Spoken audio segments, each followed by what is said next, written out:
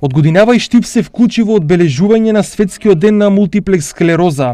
Преку делење на информативни флаери, Сдруженијето на медицински сестри од Штип, Сдруженијето Мобилност и неврологот Личкова се обидоа да ја подигнат свеста за болеста под мотото Bringing Us Closer.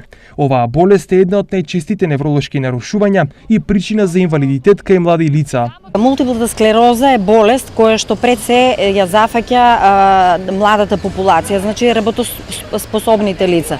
Најчеста возраст за заболување за ова заболување се помеѓу 20-та и 40-та година, меѓутоа не е исклучено, значи и помали лица да ја добијат оваа болест, значи деца на 5-6 годишна возраст. За жал, диагностиката на оваа болест може да трае подолг период, поради нејзината специфичност и голема палета на симптоми. Ако имаме, например, зафаќање на малиот мозок, во тој случај прв симптом би бил пореметување на рамнотежата и потешкоти во продукцијата на говор, значи потешкоти во зборувањето.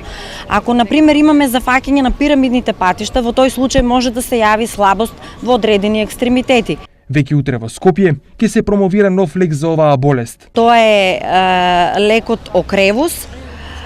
Така да со овој лек, значи тоа е моноклонално антитело кој што се прима преку инфузиона терапија, се смета дека е некоја терапија на иднината во смисол на подобрување на функционалноста на лицата и олеснување на нивниот живот секако. Истиот се очекува веќе од септември да биде ставен на позитивната листа.